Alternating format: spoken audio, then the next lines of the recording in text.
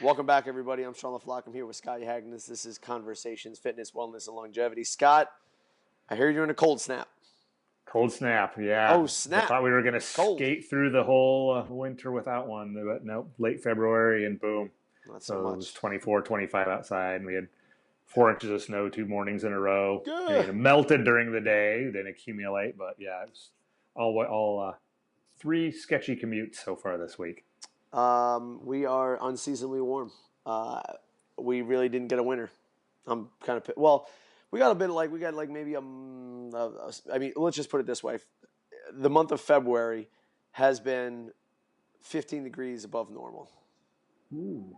Yep. And in January, so the new year, like the month of January, I didn't go to the beach once because it was so overcast. And usually when it's overcast, it's warm. You know what I Mm-hmm. mean? It's warm and Yep. there's enough moisture in the air that, it's humid. So Yeah. January and February this year, very mild, and that just means that I think we're just going to get crushed this summer because it's only Mm. about 3 weeks, 4 weeks until it starts getting hot. Oh, wow. That close. Well, I'll I take know. some of that. You can send that 15 degrees over this way. Scott, I will give you as much as you want, man. So last week we were kind of tying up together the neural training, neural drive training, neural pathway training. From the Edge Effect, I think is the book, right? Hmm. Braverman, and then we were kind of going into Christian Thibodeau's work on neural neural patterning, I guess you would say, or is it neural Neural, yeah, or typing? neurotransmitter dominance and Neural type, yeah, typing, typing. okay. Yep. And we actually kind of finished off on a little bit of the neural recovery work. And I actually, that evening, looked through the articles on T Nation put out by Christian and Thibodeau, and also gave a few tries to that this week. And I know that you did too, Scotty, or have Hmm. been a little bit too. You want to share a little bit of what was going on? Yeah, well, I retook the Braverman test. I Yep. had taken it, it's like 3 years ago, and Mm-hmm. I was somewhat different answers that had changed. I couldn't remember any of the questions, so I don't think it was biased. Yep. And I came out much more dopamine dominant, which kind of fits with what I sort of knew. Dopamine and GABA, which are two opposite ends of the spectrum, kind of, but I was like, oh, that kind of was why I like fast, powerful, heavy stuff, but I also like a lot of stretching and mobility work, and it's like and even long endurance work, I think. Yep. But knowing that I suffered a number of symptoms of dopamine deficiency lately, in particular, and also that was my big deficiency on the test. Yep. I implemented some of the neural recharge workouts Yep. or versions of them, and it's been pretty interesting. Like my numbers are they've always been a little odd on after recovery days. I mean, never And that's bad, but core, I'm and like, that's how come I never see something that looks like recovery after doing recovery work and that's on your HRVs. on HRVs, but also on like grip strength and other Okay. CNS Yep. indicators, and even generally subjective mood. It just doesn't happen, and I don't feel bad, and I kind of enjoy recovery work, but it's like doesn't do anything for numbers, and lo and behold, I felt a lot better. Hmm. Days that I was tired, that would have been a rest day, and I would just assumed I should have been tired. I did a little neural recharge workout, and I had more energy, but not fatigued at all. Not like I stressed myself out. Hmm. I just felt better. And one day, with late winter out here, it's hard to, I think everybody gets some level of depression starts sinking in, Hmm.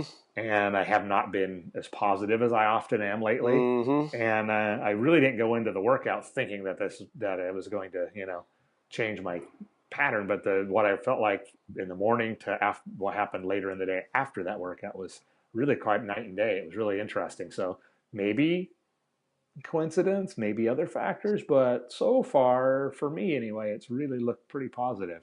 That's awesome. And I've had actually some similar results from doing the neural drive work or the neural recovery work. I think the biggest thing is that on days that I would normally like do 10-minute bike, 10-minute row, I'm not motivated to do that. You know, so there's one sense that says, eliminate the weakness, eliminate the the if it's something that you don't want to do, go and do it and smash that, or you can kind of listen to what your natural physiology wants to do.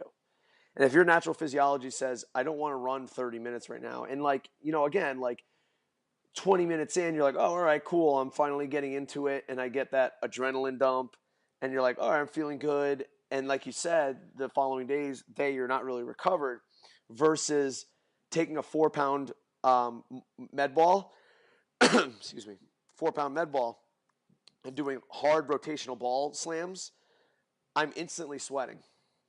That's the one thing Hmm. that I get right away, that I'm instantly sweating. Excuse me, let me drink. Rotational ball slams, reverse ball tosses, ball slams, maybe a little heavier weight, some broad jumps, very low number of reps, 4 to 5. Went along with the protocol that Christian Thibodeau outlines on his videos through T Nation, in regards to not making it metabolic. If the reps start to becoming struggle or less explosive, drop it down. And literally, all I needed was 3 sets. And at that point, I'm like, I really don't want to do anymore. And then I would stop. Is that similar to what you were doing? Yep. The first time I think I did only half the suggested volume, and it was that time. It was honestly, I had an appointment coming up. I had to Yep. stop. It was all the time I had. However, I would have stopped. I might have gone 12 minutes maybe or Yep. something, but I wasn't going to. My body didn't want to do 20. Yeah. Interesting. 10 minutes, all I needed. And I would take my time between exercises Yeah. and make sure that my heart rate came down, and that the movements were Hmm. explosive, and I took some time to actually stay relaxed during the movements, not getting overly tight, Hmm. um, and just making them as fluid and as powerful and explosive and like almost like punching somebody in the face as I could. Yep. You know what I mean? Hmm. Yeah. Um, and that was it. And I felt good the next day. Like when I came in to do, even with maybe not the best sleep in the world, came in to do like snatch work or clean work, and I was moving fluidly and not needing the 30 minutes of like, all right, I got to get moving and I got to do this. And it also gives you that sense of like, all you need is just move quick a couple times. And I'm telling you, after 4 ball slams per side, I know it's unseasonably warm, but I broke out into sweat like that. And, when you get on Mm. the bike for 5 minutes, I can't get into a sweat as quickly as I did by doing 4 ball slams per slide. Interesting. It's Yeah. just bang, bang, bang. And I'm like, wow, Yeah. I'm already starting to sweat. You know what I mean? Yeah. And I definitely think that you have to find movements that are appropriate for the individual. I really Hmm. like trunk flexion movements.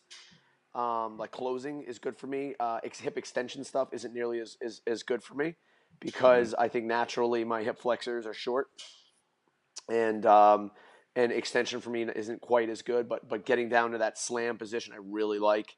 It also gives you the opportunity to gauge what your overall abilities are in that given day, because like you can kind of objectively tell the height of your jumps, the length of your broad jump, that kind of stuff. Yeah. As a matter of fact, I did it. I came into the gym and I was working with an individual for like a half hour, and I was like, you know what?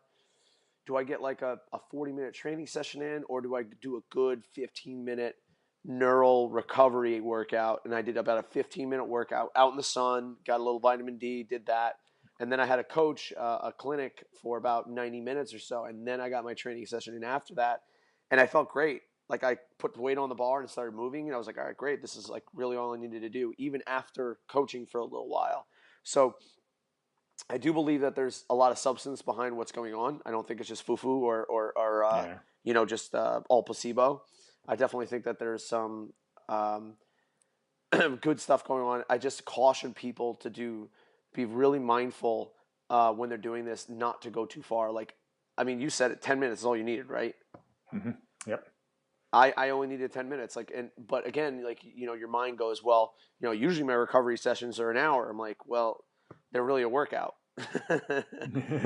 you know, Yeah. Yep. No. Yep. I would agree. Yeah. It's a workout at that point. it's Z1 training. It's not recovery. Yeah. I think there should be a separation of that. So I think there's a time and a place Yeah. for everything. But overall, I think that I also will do a little bit of breathing work beforehand and then maybe a little breathing work afterhand Hmm. because if I do get any kind of like that sympathetic response during that neural recovery workout, I'll kind of turn back into sympathetic by doing a little bit of breathing work and kind of calming down and letting my body kind of loosen up again. Yeah. Because I think I'm starting to learn also the fact that like if you get into a sympathetic response, even if you're being explosive, that prevents your body from actually moving efficiently. Because if you're Hmm. tightened up, like you're about to be ran over by a warthog, you're not really in a position to be explosive, to be Right. moving with proper mechanics either. Absolutely. Yeah. You need to tone that down. I typically would do a couple quick breathing sets, a couple of controlled articulations kind of through the Yep. body, and then Yep. get into it, and then maybe finish with some breathing again. But the one thing I've really tried to do on all my explosive stuff is really, we know maximal contraction happens paired with maximal relaxation. So if I'm Yes. going to do a lateral slam to the wall or something, I am shaking my body up, making sure all the tension's gone, and then I Mm. gather and I create as much as I possibly can for a moment.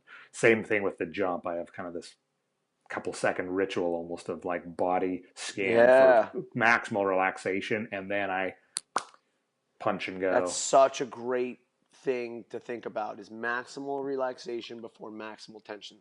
I love that little idea.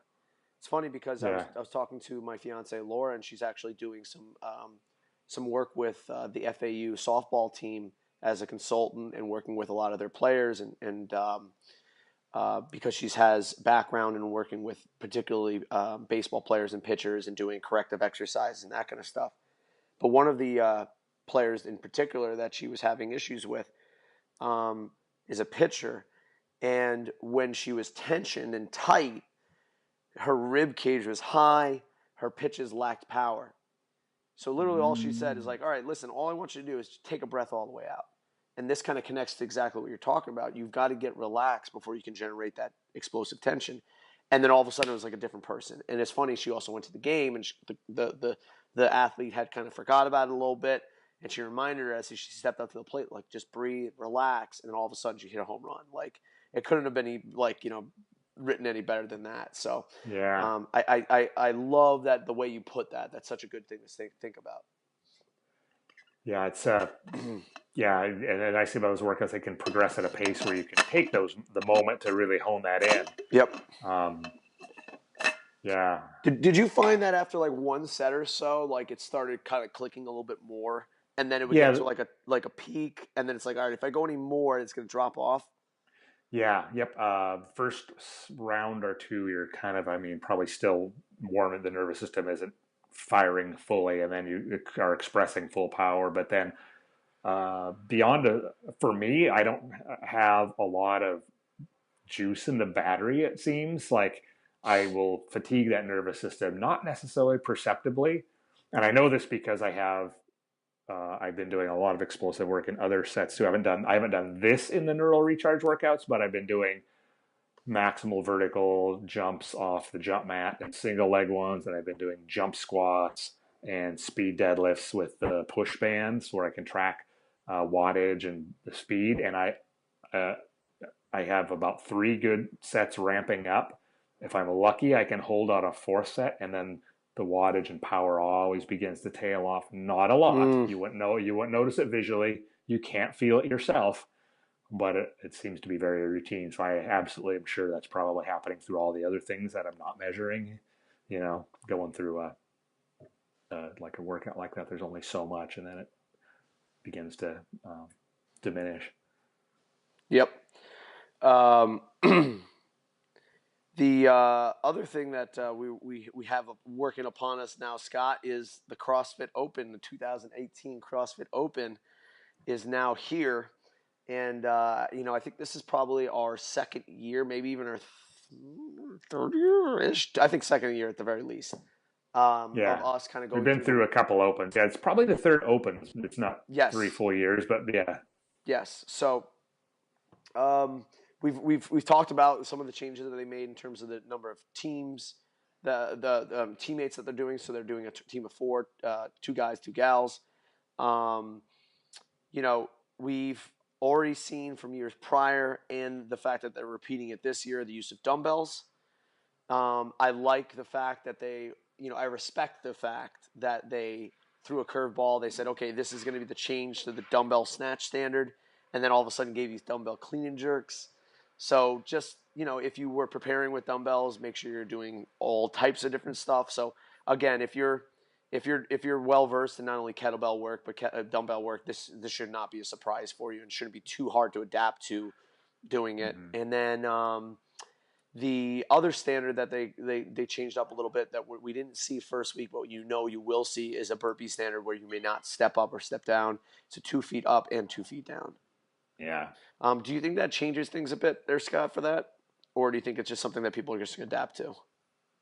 I think most people will be able to adapt fine. I mean, I think that where the burpee is going to trip people up is folks that have performed thousands and thousands of reps stepping up Yeah. or back. And we all know how the brain kind of shuts off a little bit and you go autopilot when you get into deep fatigue. How many people are going to no rep? Maybe lots of times in a Yeah. workout, not because, they're failing at, capacity to complete the movement. It's just that old motor pattern that's so dominant is going to come back. Now, I'm not into open, but I've always done, nearly always, except when I get into pure survival mode, I've always done 2-footed burpees, so it would suit me just fine. I'd be happy with it. Yeah, when it comes to a burpee box jump over, it helps me pace more to step up. But Mm-hmm. I've always done burpees jumping up, 2 feet, 2 feet, and it goes back to my wrestling career, sprawling and stuff like that. So I have a little bit of a background in that kind of stuff. I was wrestling since I was 8th grade, but so the first workout did come out, and I didn't get to see the entirety of the announcement, but I noticed that Sam Briggs and Krista Holta. And Krista's a Invictus athlete. She's visited our gym before. She's a fantastic athlete. I've met Sam before. She's a great person as well. And she's 35, 36 years old now, and she's still at the top of her game metabolically. There is very, very few women who can test her metabolically in a strictly metabolic workout. So the workout itself that they did was a AMRAP for 20 minutes of 8 toes to bar, 5 dumbbell hang clean and jerks per arm, and for the ladies it was 35, gentlemen are 50, and then a 12-calorie row for the ladies, 14 for the gentlemen. So before we kind of reveal what Sam and Krista Holta did, what are your thoughts on that workout? Well, definitely pure metabolic engine for the most part. Mm-hmm. I've judged 2 folks already as of this Friday morning recording, and so I've seen the workout completed by 3 different groups at this point. Yep. And it doesn't seem like anybody's getting bottlenecked very much. So it's, Yep. For some the toes to bar slow a little bit, but the dumbbell clean and jerks are within a realm where people can generally keep moving. And obviously the rower can present a rest, or it can be another, workstation. But the nice thing is if it's your rest station, at least you're doing work while you're resting.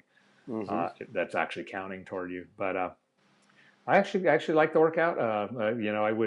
I almost want to do it, even though I'm not doing any of that sort of training. Yep. At the time being. But and I agree, it's one of those workouts that you could do without much training, and you wouldn't be just destroyed from it.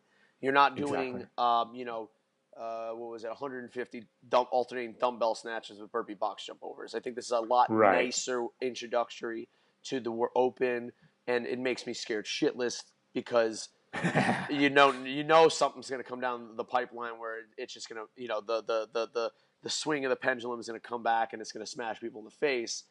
I'm on the same boat with you. I think there's not overly technical components of this. I think if you've been in the game for this long now, you know that your toes to bar are going to be very good. For those of people who aren't as technically proficient in toes to bar, they're going to break them up into 2 sets relatively early.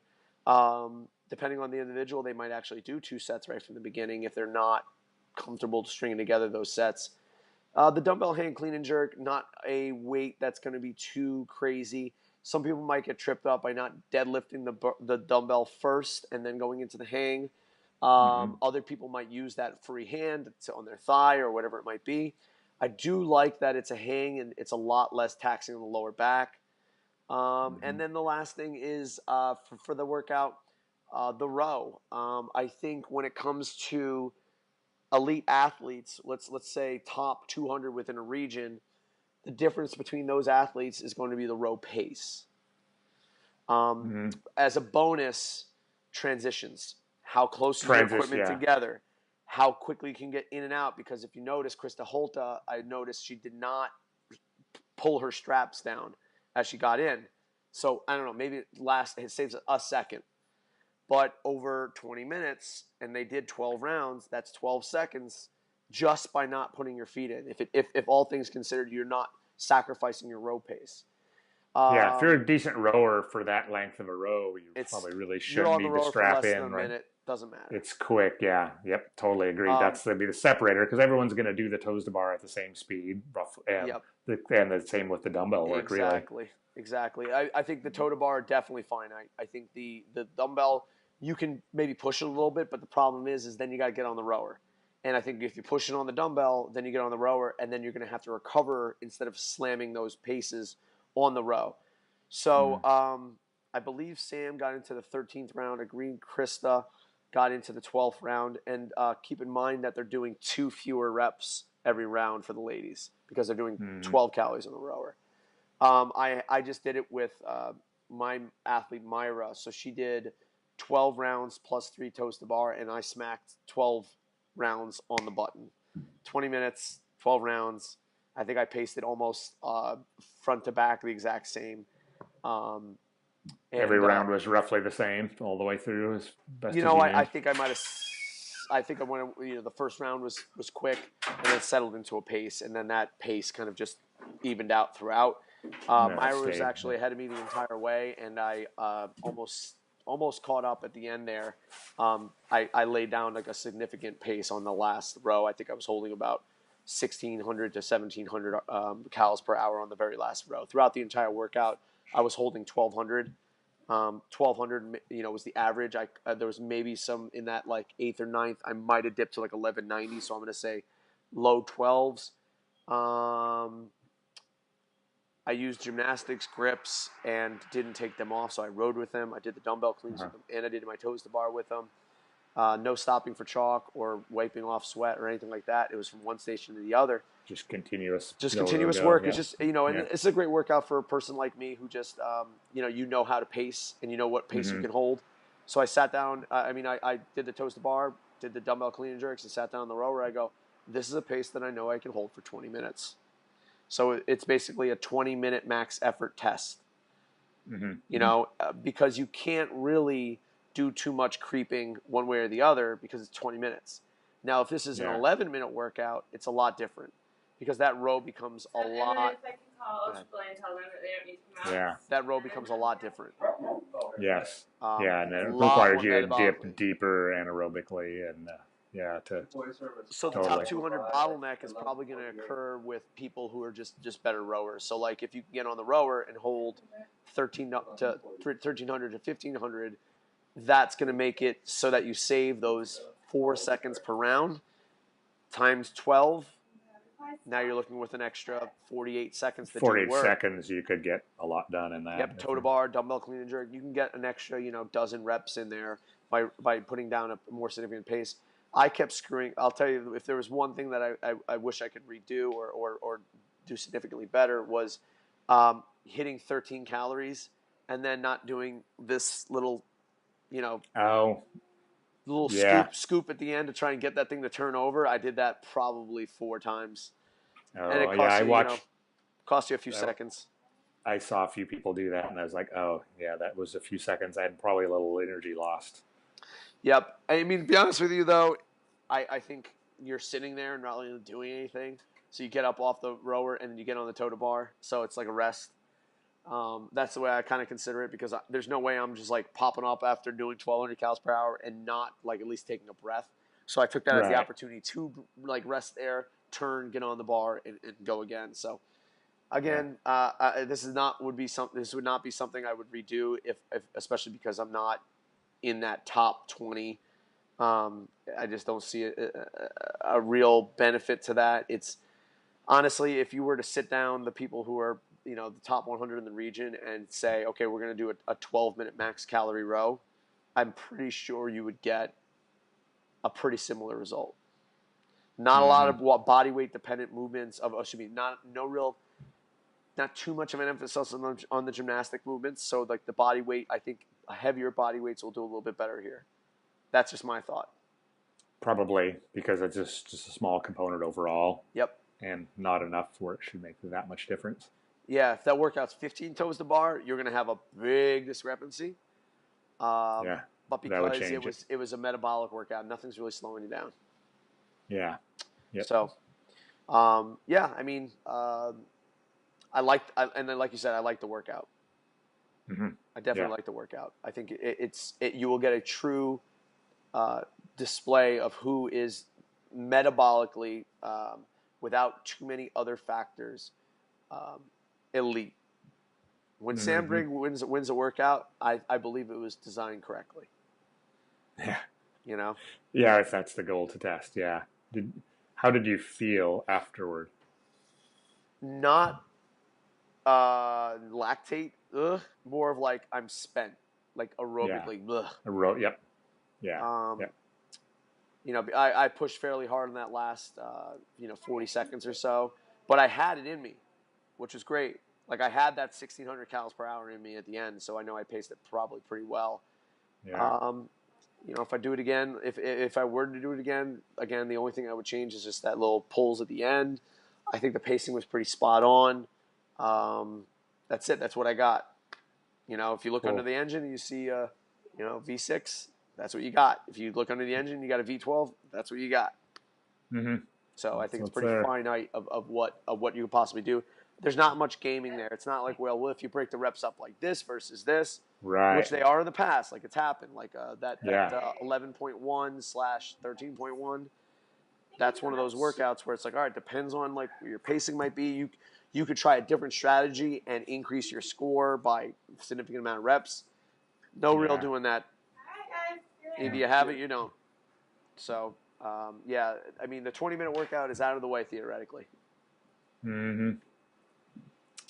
Yeah. Good So one. the real question now becomes, Scotty, as we finish today's podcast, is what's your prediction for next week?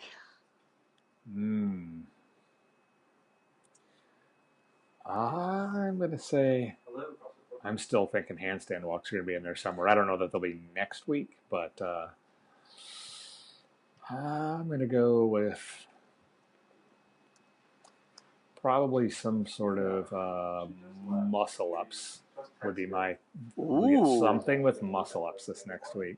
Possibly chest to bar pull ups, but I'm going to go with muscle ups. Maybe the return of the ring muscle up. The return of the ring muscle up. I like it.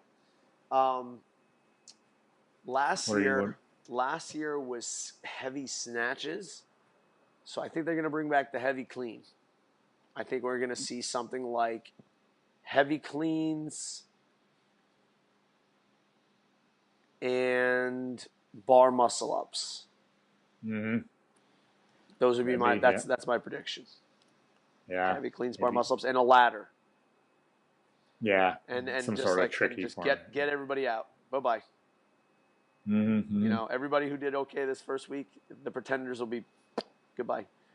My hope is that, for my own athlete's sake, is that they put burpees in amongst a high weight or high demand movement, like a bar muscle up or something like that. Heavy cleans would be great. Heavy snatches would be great with burpees. Yeah. Just so that it's not dependent only on size there. Like, I think it was, thrusters, burpees. It's like, well, the bigger athletes are just going to have a hard time there. Mm-hmm. Mm-hmm. But we have most of the movement still left on the table, so it's a little bit more difficult to guess what we're doing thus far. The things that you definitely could count on is the fact that thrusters are always left for last week, so you're not going to see thrusters. One last question is, do we see dumbbells again, Scott? Oh yeah, we're twice, right? And one dumbbell last, one dumbbell on the first one, then 2 dumbbells on the second one. Yeah. I'm going to say yes, but later on. Okay. All right. Bold prediction by Scott Hagnes. He says the dumbbells will coming back. Sean says no, but I think they will bring back the overhead squat. It's been a long time. It's been about 2 or 3 years. Yeah. The chest to bar overhead squat workout. Yep. Yeah. I think maybe even a dumbbell overhead squat, Scott, which they did do in the regional last year. Mm-hmm. So, yeah, everything's on the table at this point. Yeah. All right. Well, that's week 1 of the Open, Scott. You got anything else? Dumbbell squat snatch. That's what it is. Shut your mouth, Scott. Don't you dare wish that evil on us.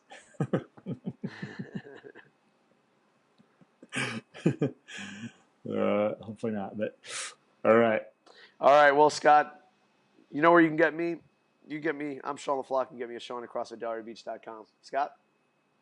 Scott at CrossFitPortland.com. Beautiful. All right, Scotty.